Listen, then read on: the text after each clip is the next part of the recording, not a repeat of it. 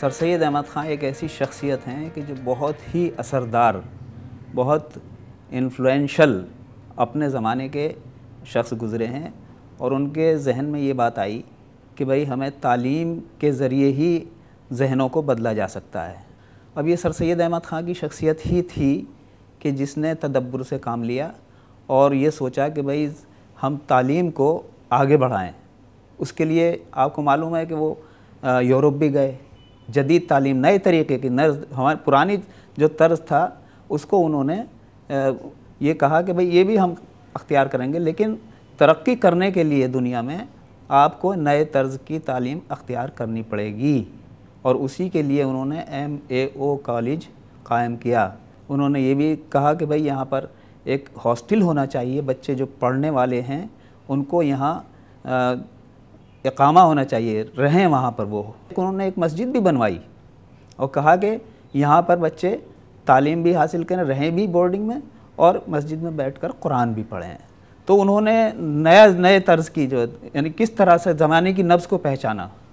اگر آپ پرانی لیگ پر چلتے رہیں گے تو آپ ترقی نہیں کر پائیں گے۔ اب جدید زمانہ ہے، نئے حالات ہیں، نئی چیزیں ہیں، تو نئی چیزوں کو سمجھنے کے لیے انہوں نے یہ یونیورسٹی MAO کالج یہ قائم کیا اپنے زمانے میں۔ وہاں کا نصاب دیکھ کر آئے، انہوں نے سوسائٹی قائم کی، مسلم ایجوکیشنل سوسائٹی۔ اس کا بھی مقصد یہ تھا کہ بھئی سب سے پہلا کام تعلیم دینا ہے، جو جہالت ہے وہ دور ہو۔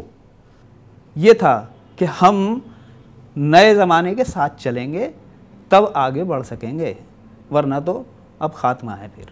تو انہوں نے چندے کا کام شروع کیا، لوگوں کے گھر گھر جا کر چندہ مانگا لوگوں سے، اور کہا کہ بھئی ہم یہ کام کرنا چاہ رہے ہیں، قوم کی بھلائی کا کام ہے، تعلیم کا کام ہے، آگے بڑھنے کا کام ہے، یہ افلاس اور بد نصیبی جو ہے اس کو دور کرنا ہے، ہمیں روشنی پھیلانی ہے، اس اندھیرے کو دور کرنا ہے، اس سے قعر مذلت سے نکل جاؤ باہر، اور جو بھی کچھ تم سے ہو سکتا ہے وہ دے دو، اس کے لیے خرچ کرو۔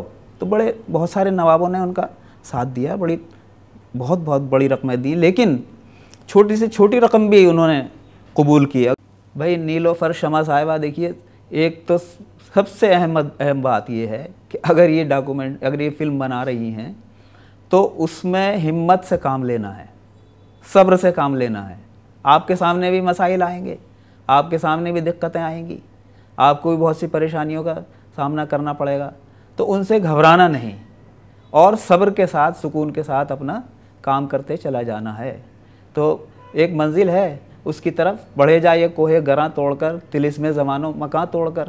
یہ پیغام ان کی زندگی سے ہمیں ملتا ہے سر سید احمد خان کی۔ انہوں نے پرواہ نہیں کی کسی کی، کون کیا کہہ رہا ہے کیا نہیں کہہ رہا، بس ایک دھن تھی جو سوار تھی کہ یہ جو ہے یہ قوم ترقی کر جائے، کسی طرح سے افلاس ان کا دور ہو جائے، اور یہ اپنے مقصد میں کامیاب ہو جائیں۔